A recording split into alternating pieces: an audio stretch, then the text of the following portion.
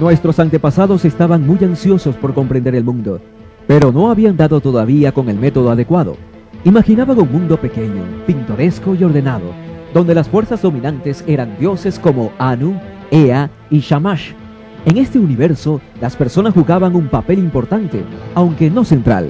Estábamos ligados íntimamente con el resto de la naturaleza. El tratamiento del dolor de muelas con cerveza de segunda calidad iba unido a los misterios cosmológicos más profundos. Actualmente, hemos descubierto una manera eficaz y elegante de comprender el universo, un método llamado ciencia. Este método nos ha revelado un universo tan antiguo y vasto que a primera vista los asuntos humanos parecen de poco peso. Nos hemos ido alejando cada vez más del cosmos, hasta parecernos algo remoto y sin consecuencias importantes para nuestras preocupaciones de cada día. Pero la ciencia no solo ha descubierto que el universo tiene una grandeza que inspira vértigo y éxtasis, una grandeza accesible a la comprensión humana, sino también que nosotros formamos parte, en un sentido real y profundo, de este cosmos, que nacimos de él y que nuestro destino depende íntimamente de él. Los acontecimientos humanos más básicos y las cosas más triviales están conectadas con el universo y sus orígenes. Pensamos entonces que ha llegado el momento de conectarnos con nuestro extraño universo. El campo de la experimentación en el espacio por parte de personas acreditadas como los astronautas ha sido muy amplio y extenso. El problema ha sido todo el tiempo que tarda en llegar esta información al común de la gente. Veamos cuál ha sido la situación con Edgar Mitchell.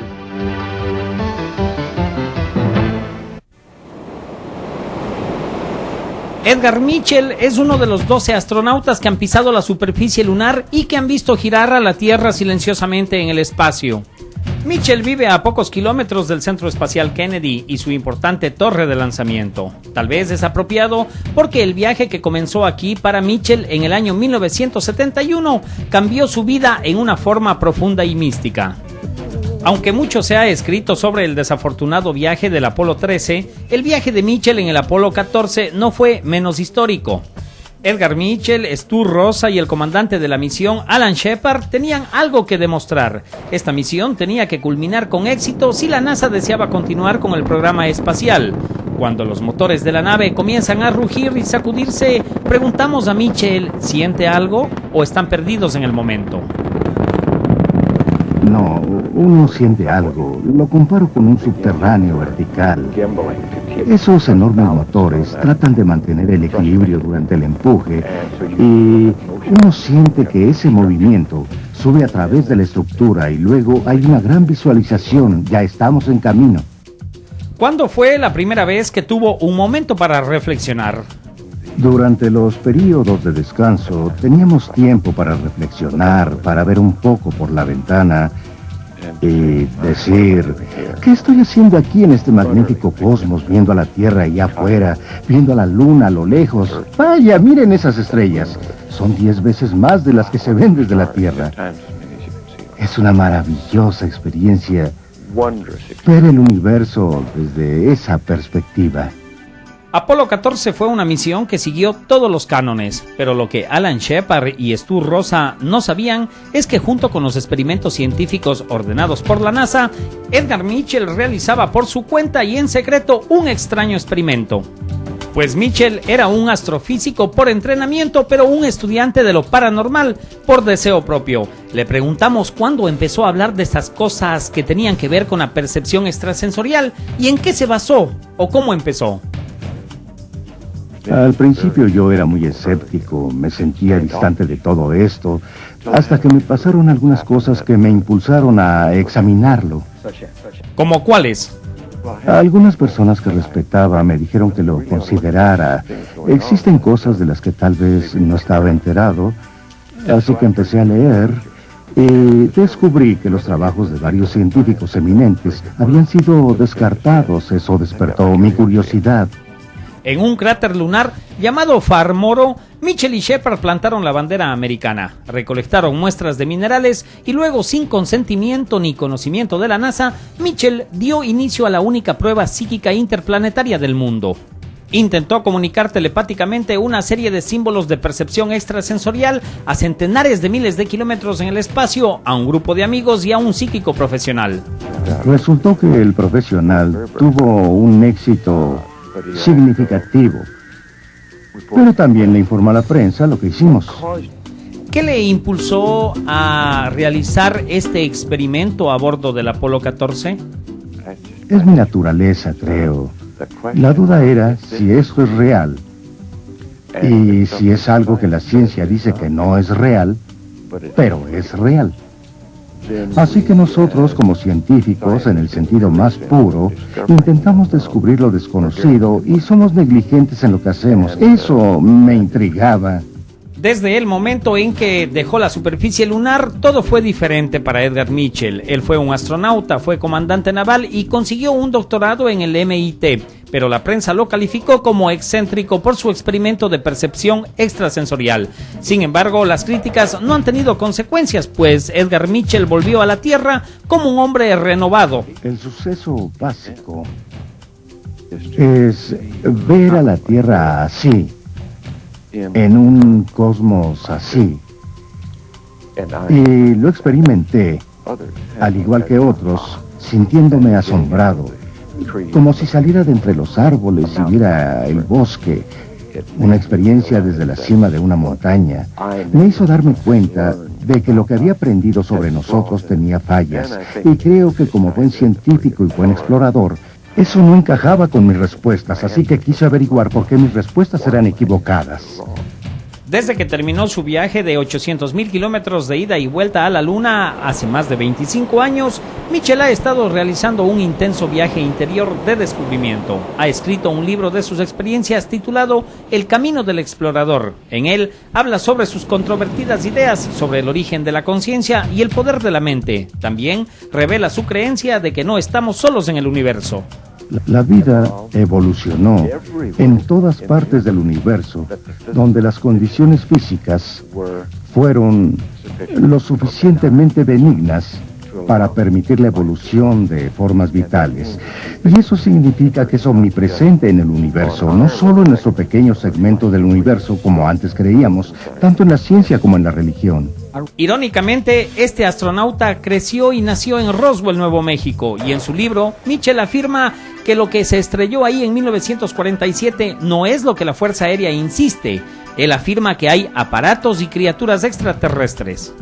Empezaré por decir que no tengo experiencia de primera mano con ovnis y extraterrestres, pero en años recientes he estado en contacto con personas en el gobierno, en más de un gobierno, aparte del nuestro, cuyos deberes oficiales mientras estuvieron en el gobierno los pusieron en contacto con información y sucesos que ellos afirman son claramente encuentros de primera mano con ovnis, extraterrestres y todo eso. Y me parecen muy creíbles. Son buenos militares como yo. Son ciudadanos patriotas de sus gobiernos, de mente clara, del nivel de oficiales de alto rango y funcionarios del gobierno. Ellos han tenido estas experiencias y afirman que son reales, y yo tiendo a creerles. Entonces, ¿por qué existe tanto secreto? Creo que eso data de hace muchos años, cuando terminó la Segunda Guerra Mundial, y la amenaza comunista, según parece, era muy severa. No era claro si se trataba de extraterrestres o de tecnología soviética. Es asombroso que haya sido así por 40 años o más. Pero ese parece ser el caso, y en mi opinión, las razones para ocultar eso al público desaparecieron hace mucho. No hay razón para seguirlo haciendo. El público merece saberlo. Ha explorado la misteriosa extensión del espacio exterior y continúa viajando a través de espacios inexplorados mientras estudia los misterios de la mente humana. Edgar Mitchell es un pionero con mente abierta. Mitchell continúa investigando fenómenos al margen de la corriente científica a través de su Centro para Ciencias No Éticas. Mitchell para hoy también investiga la medicina alternativa. De esta manera nos podemos dar cuenta el proceso de censura que ha seguido la información. Muchos documentos han tardado hasta 30 años para que lleguen al común de la gente. Es necesario demostrar una política honesta y clara para llegar a la comprensión de este fenómeno. La génesis de muchas culturas en nuestro planeta se encuentra soslayada debido a que Occidente no ha podido interpretar de una manera racional y prudente la real historia de varias culturas y civilizaciones. Todo lo contrario, las ha tratado de encasillar en lo que ellos denominan mitología.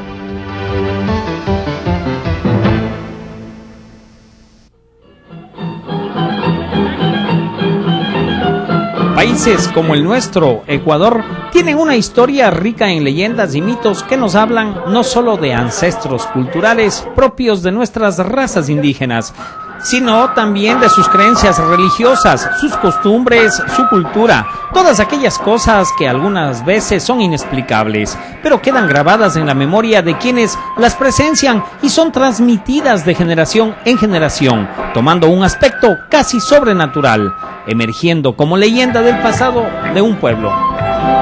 Hoy les hablaremos sobre los Cañaris, un pueblo indígena del Ecuador, en la celebración del Inti Raymi, y conoceremos más sobre su cultura y sus raíces.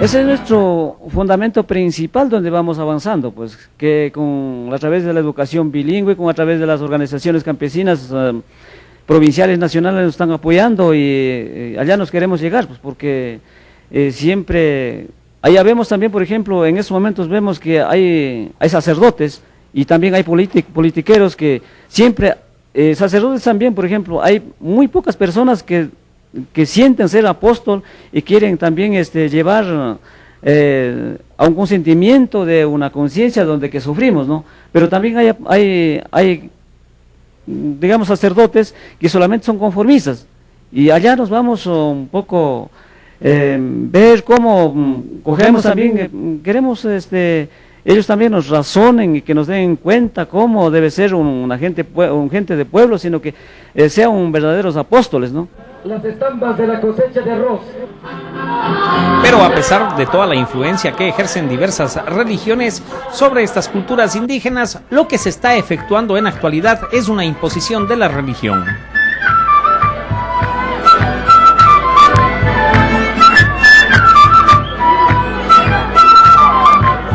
De este asunto hemos visto a nivel nacional y también en Latinoamérica que más antes habíamos gente un poco medio que venían de otros lados con intereses a lo mejor de ser oportunistas, ¿no? Pero ya vemos que en las oportunistas en sentido de religión, hacer confundir a la gente, y por medio de la religión también hacer pelear entre a nosotros mismos, ¿no? Pero ya hay un razonamiento de que en distintas partes de los países, y luego también en nuestro Ecuador, ya la gente vamos tomando conciencia. Ahora vemos que en el oriente, Amazonía, digamos acá también en la sierra, habemos muy pocos de esa división, porque ya son evangélicos y otros católicos, muy pocos hay la división, porque ya cuando son evangélicos, pero vamos tomando conciencia de por sí, no porque ya solamente vienen de otros países, vienen de encima con esas sectas religiosas que en caso de intención de formar a la pelea, sino que ya son muy pocos esa gente de lo que están haciendo eso, sino que la misma gente evangélica vamos uniendo con los de católicos, y luego también en cualquier lucha estamos iguales. ¿Usted es evangélico? Yo soy católico. Pero el desarrollo de estas culturas no solo se ha visto afectado por la influencia religiosa que data de hace siglos, sino también que han quedado marcadas por las huellas que han producido en enfrentamientos con otras razas que se han impuesto por la fuerza, tratando de callar las voces de un pueblo con cultura ancestral. Lo que hoy están haciendo esta fiesta, dicho Interreino, no es Interreino. ¿Por qué? Explíqueme eso. Porque yo era primero que protagonista de esta fiesta, así investigando antropológicamente y culturalmente, No era interraime, sino simplemente era encuentro musical para encontrarnos, tocarnos, simplemente, porque yo no puedo hablar interraime, porque debe haber existido, obviamente, pero este rato no puedo hablar interraime. ¿Por qué? Porque, sencilla razón, yo soy una nacionalidad de Cañari, y nunca queríamos a los incas. ¿Y por qué? Porque, y ahora entre paréntesis, mire, admirable, señor periodista, con mucho respeto. Rechazan peruanos, y aquí, ¿por qué celebran interraime? Y los indígenas, conscientemente, no queremos interraime. ¿El interraime es de los peruanos? Sí, obviamente, porque interraime es venido de Perú, pues, hermanos.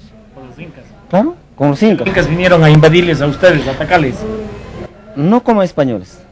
Se vinieron Los con españoles fueron más rudos. más masacrantes. Y por eso hablamos conquistadores. Y los incas no eran conquistadores. En nombre de Dios. Todavía en nombre de... Hasta ahora mismo. Entonces eso da vergüenza a nosotros decir, bueno, ¿cuál Dios creemos? En nombre de Dios, robando, matando. Ya. Al observar toda la riqueza cultural de este pueblo, no podíamos dejar de conocer cuál es el concepto que ellos tienen sobre el cosmos, desde su punto de vista muy especial, ya que, como dijimos anteriormente, son poseedores de muchas leyendas que toman un aspecto sobrenatural del que justamente hablaremos ahora. ¿Qué concepto tiene usted del cosmos, de las estrellas, del universo? ¿Qué concepto tiene usted? ¿Usted cree que estamos solos en el universo? ¿Usted cree que solo este planeta está habitado? No. El mundo indígena, lamentablemente, como ahora yo considero así, ¿no?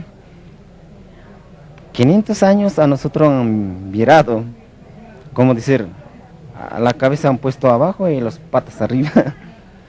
Sinceramente, el mundo indígena sabían muchas ciencias, ya sabían quién va a venir. Sabían por rayos solares, lunares, sabíamos que había otro. Y hasta ahora los indígenas siguen cantando que hay otros mundos. Y comprobado científicamente que hay otros mundos, naturalmente, debe haber. Y vida también, vida en otros mundos. Vida también en otro mundo, eso los indígenas saben. ¿Cree usted que solamente exista vida en este planeta? ¿Cree usted que estemos solos en el universo? Vea, antes me olvidé una cosa. Nuestros antepasados nos han dicho también que los cerros, en un momento determinado, por ejemplo, en tiempo de los cerros, ya, en la noche del lunes de carnaval y en la noche del martes de carnaval, ellos salen a pasearse por todas las casas de la comunidad. Y lastimosamente nosotros no hemos sido testigos de observar eso, pero hemos escuchado, por ejemplo, algunas veces los sonidos sumamente raros. Por ejemplo, nosotros tenemos unos instrumentos llamados caja, pingullos.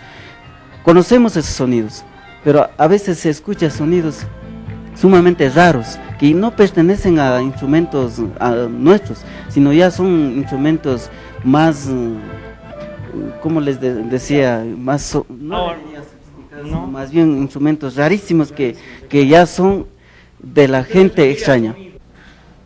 Existen muchas historias de este tipo, pero quizás son consideradas tan solo como leyendas. Nuestros abuelos nos han contado también que en el cerro han encontrado seres, no sé si digamos el término humano, pero seres que representan el cerro, que son de muy bajo tamaño, estatura. La cara, según nuestros compañeros, es idéntico a nosotros, sino la estatura es bastante pequeña. No, a nosotros no nos da ningún temor, y más bien nosotros le llamamos urcos. ¿Urcos? Urcos, sí, le llamamos urcos. Y estos, por ejemplo, a las señoritas más bonitas, nosotros como padres, por ejemplo, tenemos que tener mucho cuidado de no mandar solitas a los cerros, porque rato menos pensado aparece una neblina, aparece un cierto páramo o la misma naturaleza mismo se daña, se cambia, digamos, ¿no? Y rato menos pensado, en vez de caminar hacia la casa, si esta persona camina hacia lo contrario, y una vez que llega a algún lugar, se encuentra con lugares bastante desconocidos, por ejemplo, lleno de flores. Por ejemplo, en pleno cerro, a 4.500 metros de altura, a 3.500 metros de altura, se ha encontrado, con algunos compañeros, se ha encontrado con matas de caña de azúcar, con matas de naranja, o sea, cultivos de la costa, ¿no? Yo tengo un caso, no le voy a decir el lugar, pero hay un caso en donde este ser viene una piedra luminosa que le llaman, el urco que le llaman, y embaraza a una mujer, y esa mujer queda embarazada y tiene hijos. ¿Sabe algo de esto?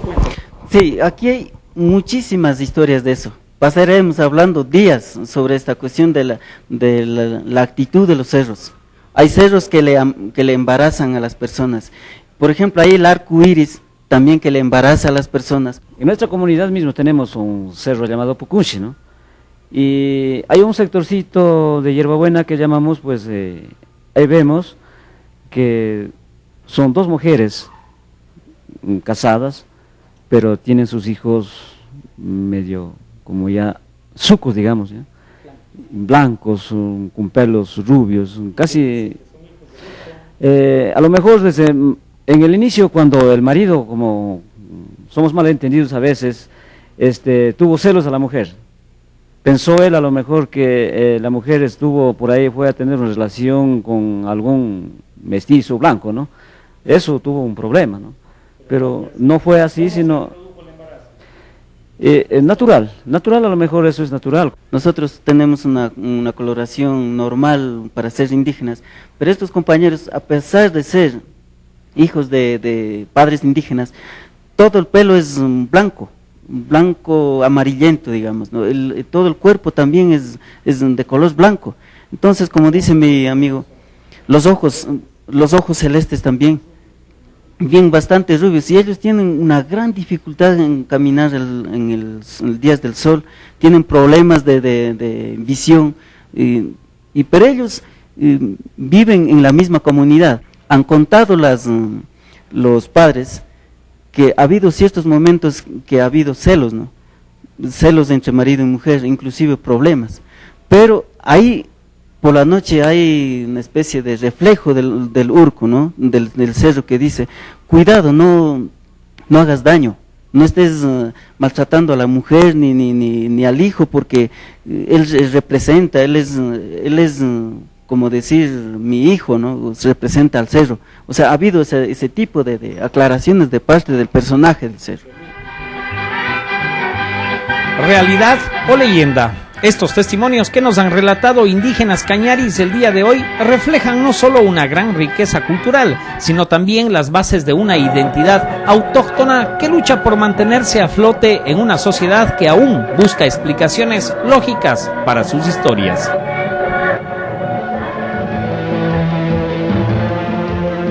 Popol Vuh, Chilam Balam, Cena Vesta son algunos de los libros que están siendo totalmente distorsionados. Es mejor escuchar lo que nos están diciendo los protagonistas de su historia, es decir, los nativos de cada región de nuestro planeta. La evolución nos demarca el concepto de transformación que ha sufrido la materia y la energía en todo el cosmos. Veamos cuál ha sido parte de este proceso en nuestro planeta.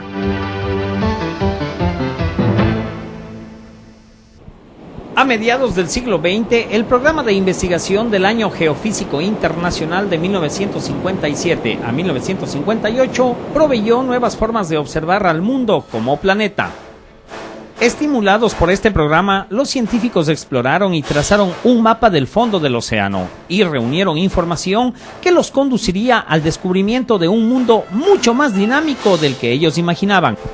En medio del Atlántico, los científicos descubrieron una serie de cadenas montañosas que se repetían en el perfil de la costa con cimas de hasta 3.000 metros sobre el fondo del océano. Estas montañas serpentean por 74.000 kilómetros alrededor del globo como la costura de una gigantesca pelota de béisbol. Separadas por grietas y estremecidas por innumerables movimientos sísmicos, ninguna teoría científica ha podido explicar sus extraños fenómenos. Durante siglos los científicos pensaron que el fondo del océano era parte de la costra original de la Tierra petrificada cuando el planeta se enfrió, luego de ser una bola incandescente, pero los dragados extrajeron rocas relativamente jóvenes de lava recientemente creada. Sorprendentemente, ninguna roca resultó tener más de 150 millones de años. Se lanzaron sondas al fondo del océano para obtener muestras de sedimento, donde los científicos esperaban hallar una verdadera enciclopedia del pasado. Pero faltaban miles de millones de años. Alrededor de un 95% de la historia de la Tierra había desaparecido. ¿Qué pasó con esa historia? ¿Por qué era tan reciente el suelo del océano? En 1960, el profesor Harry Hess de la Universidad de Princeton, Estados Unidos, propuso una idea que después se llamó el despliegue del fondo del mar. Él supuso que roca derritida surgía en los valles oceánicos, formando nuevos suelos en el océano y extendiéndose a ambos lados. A medida que nueva roca venía desde abajo, en esas condiciones se crearía un nuevo suelo en el océano cada 100 o 200 millones de años, un mero 5% de la historia de la Tierra. Pero por falta de evidencia, Hess nombró a su idea geopoesía. Irónicamente, la evidencia buscaba un apoyo en la teoría del despliegue del suelo del mar, que éste se encontró en tierra firme en lugar de una antigua erupción volcánica. Aquí, en el Owens Valley, en California, unos científicos que indagaban otro misterio dieron por casualidad con una forma de medir el crecimiento de los suelos del mar.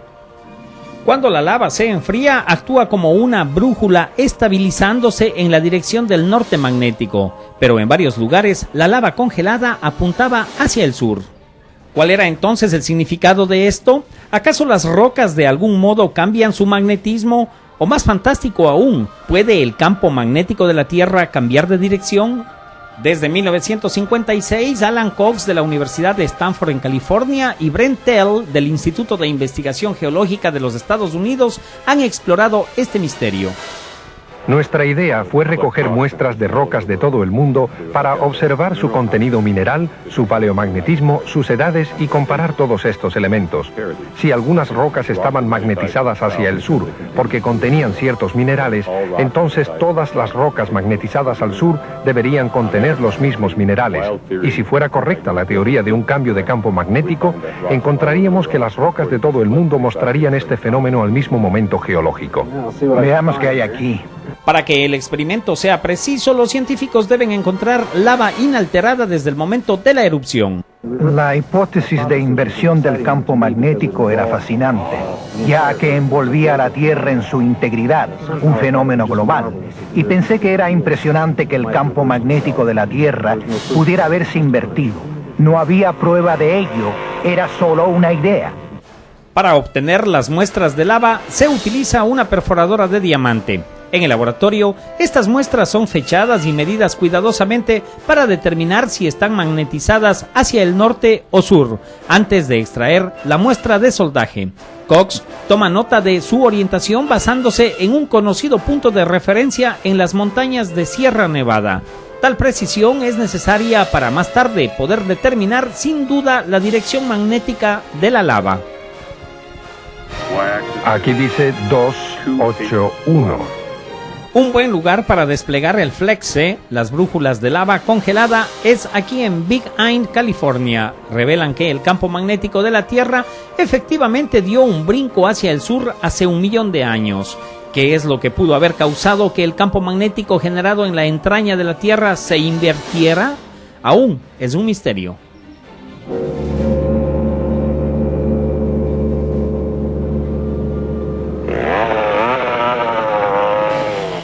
En los años subsiguientes, los científicos extrajeron y fecharon cientos de muestras de lava de distintos lugares del mundo. Ellos descubrieron que rocas de la misma época, ya fuesen de Alaska o de África, muestran idéntica orientación magnética.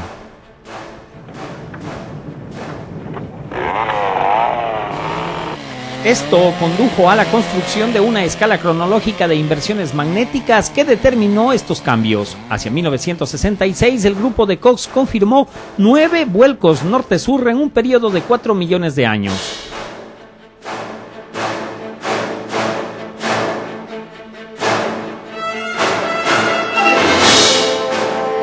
Este descubrimiento fue como encontrar la piedra de Rosetta, gracias a cuyo código jeroglífico los arqueólogos lograron revelar miles de años de la historia y cultura de Egipto.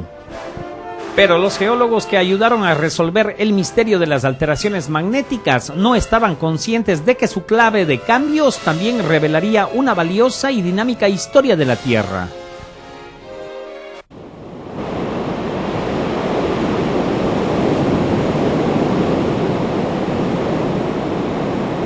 Durante 10 años, los barcos de investigación científica estuvieron remolcando magnetómetros a través de los mares. Aquí, sobre la cordillera del Atlántico Medio, los instrumentos revelaron misteriosas configuraciones magnéticas, pero nadie supo interpretarlas. La clave para descifrar estas configuraciones se originó en otro grupo de científicos de la Universidad de Cambridge, Inglaterra. La gente piensa que nosotros tuvimos esta idea en la ducha o mientras nos afeitábamos. Patrick Wine, un estudiante, se unió a Robert Matthews para analizar un estudio magnético que el propio Matthews había hecho en el Océano Índico. Fue en 1962. Sí, lo traje del mar en el 62. Usted lo trajo meses después de haber yo comenzado mis estudios de posgraduado y me dio el trabajo de interpretarlo. La mayoría pensó que la configuración se debía a trayectos de rocas magnéticas y no magnéticas en el fondo del océano, pero Wine y Matthews estudiaron los datos y llegaron a una asombrosa conclusión.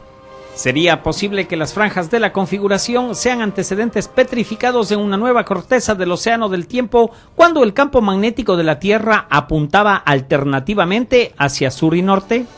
En las cordilleras del medio del océano, la roca incandescente brota, se enfría y es lentamente desplazada en algo como una correa transportadora. Ellos pensaron que los suelos del mar recién creados, al igual que los volcanes en tierra, registran la dirección del campo magnético prevalente y deja configuraciones idénticas en ambos lados de la cordillera. La notable similitud entre las configuraciones en el suelo del mar y la escala cronológica creada en tierra estableció el concepto del despliegue del fondo del mar y además a qué velocidad las placas se estaban separando. Si Cox y Darwin descubrieron la Rosetta geológica, pues Vine y Matthews aprendieron a leerla.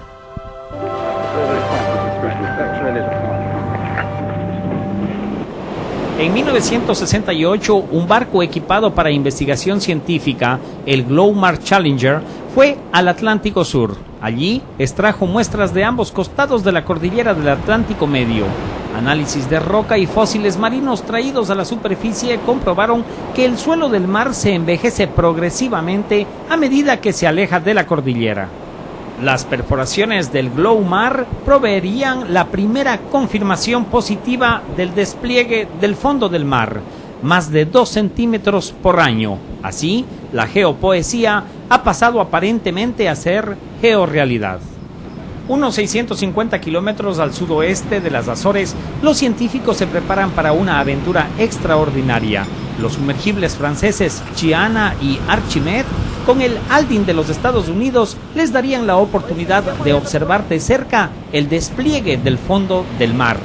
Llamada Proyecto Famoso, la expedición a las profundidades comenzó 4 años después que el hombre puso un pie en la luna. El Aldin se sumerge 3 kilómetros en una grieta del tamaño del Gran Cañón. Estas hendiduras en el suelo del mar pueden probar que las placas se están separando. Singulares estructuras llamadas almohadas demuestran que unas erupciones volcánicas desde abajo crean un nuevo suelo en el mar, como esta almohada de lava que se forma en la costa de Hawái.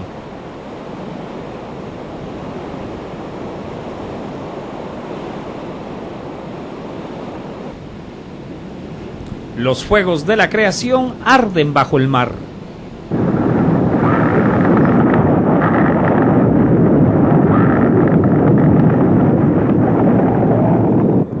A medida que esta nueva lava y las rocas bajo ella se enfrían, la capa alcanza un espesor de unos 100 kilómetros, formando la corteza exterior del globo llamada litosfera.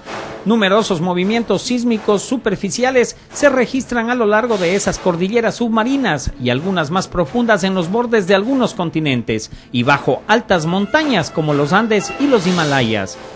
Estos movimientos sísmicos revelan que la litosfera está fracturada en 20 inmensas placas.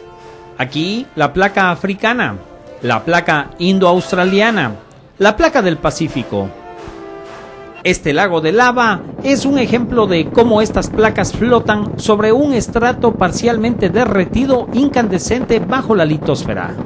Los continentes no están cimentados en el sólido suelo del océano, como agregaban los científicos del Vegetair, sino que viajan como pasajeros incrustados en balsas flotantes. A medida que se empujan por porción, las placas actúan de 4 maneras. Algunas se esparcen en los arrecifes, otras se trituran al cruzarse o se deslizan unas bajo otras. Aquellas que transportan continentes se embisten. Este movimiento incesante da cuerpo a la superficie de la Tierra. Para los que viven al borde de una placa tectónica, los resultados pueden ser desastrosos.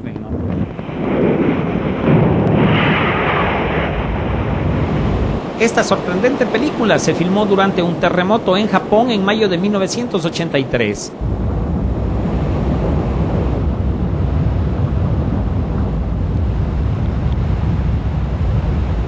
Pero el drama tectónico comienza en las trincheras submarinas, 8 kilómetros de profundidad que rodean el Pacífico Oeste.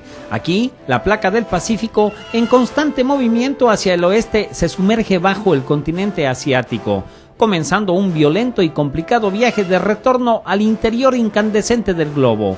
Es un proceso llamado subducción. Como resultado, Japón es uno de los países más acribillados por terremotos en el mundo. Tokio solamente ha sido devastado más o menos una vez cada 100 años durante los últimos 2000 años. A medida que la placa que fue parte del suelo del Pacífico se sumerge a unos 80 kilómetros bajo el Japón, esta comienza a derretirse. De esta destrucción subterránea se derriban nuevas tierras cuando la lava se levanta para darle combustible a los numerosos volcanes del Japón. Abril de 1973, un volcán submarino explota cerca de las costas del Japón. Los científicos del Instituto Tecnológico de Tokio observan la explosión. Como resultado, nacen nuevas islas, creadas a consecuencia de la destrucción de la placa tectónica en la zona de subducción del Japón. Japón es el país de los volcanes vivos. Su historia geológica es una cadena de tragedias. Sin embargo, para hoy sus habitantes saben que sus territorios existen gracias a estos volcanes. Con estoicismo viven sus vidas, pues han aprendido a convivir con este ciclo sin fin de destrucción y recreación tectónica.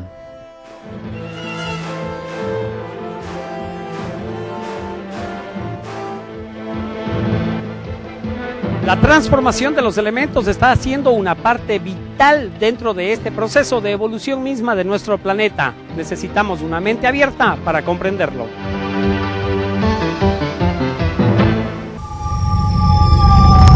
Ha habido un cierto porcentaje de estos reportes que han sido hechos por testigos confiables de cosas relativamente increíbles. Pero, ¿dónde están estas cosas increíbles hoy en día? Hay un largo y voluminoso de papel que apunta en una dirección, que apunta a un lugar secreto conocido como el Hangar 18 en la base Wright-Patterson de la Fuerza Aérea en Dayton, Ohio. Muchos investigadores de ovnis creen que en una ocasión, residuos de Roswell y de otros lugares de accidentes de ovnis, así como los cuerpos de los seres extraterrestres, fueron traídos aquí para almacenarlos bajo tierra. Por supuesto, la Fuerza Aérea niega estos cargos, pero los especialistas en ovnis señalan que sus negativas son un ejemplo del zorro vigilando la puerta del gallinero.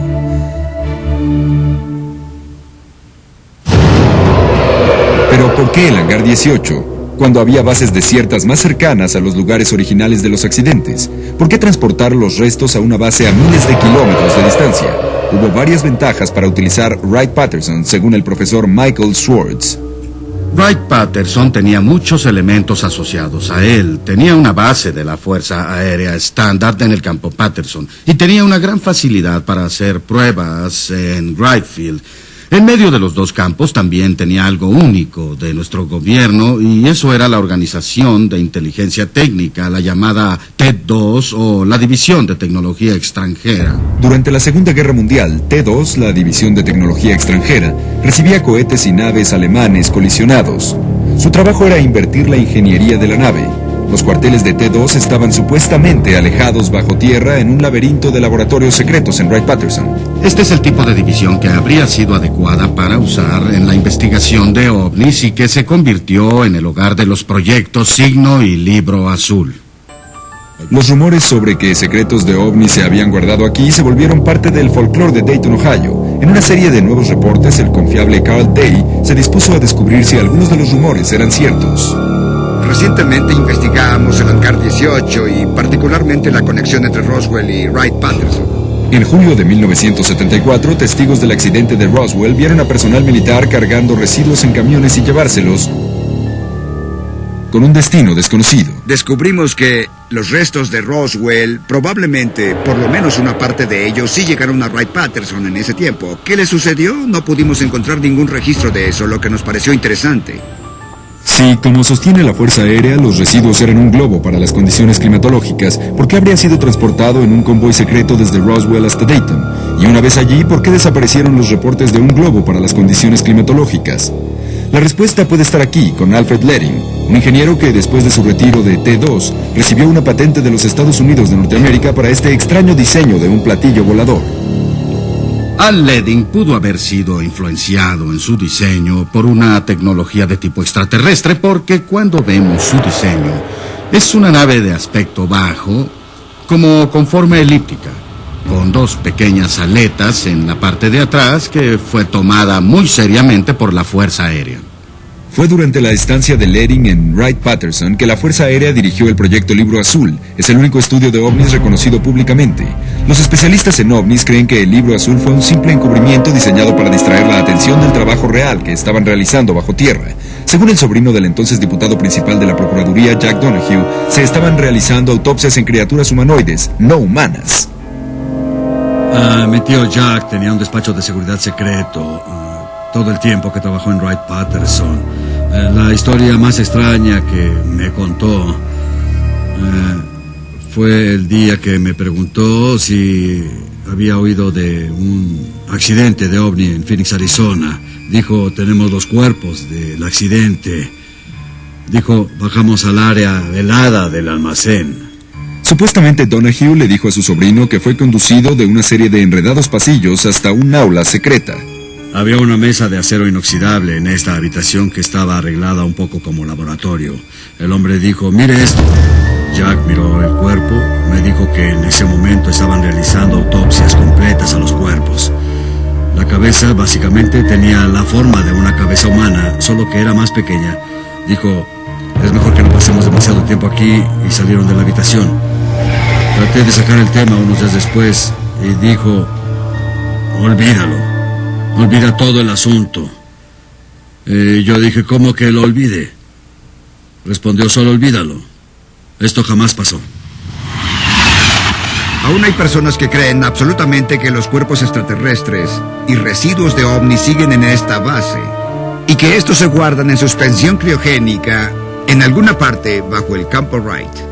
El investigador de ovnis legendario Leonard Stringfield investigó el hangar 18 durante cerca de 50 años. En una extraña entrevista justo antes de su muerte en 1994, Stringfield le dijo a Encuentros que había logrado seguir el progreso de los residuos y los cuerpos extraterrestres recolectados en diferentes partes del suroeste.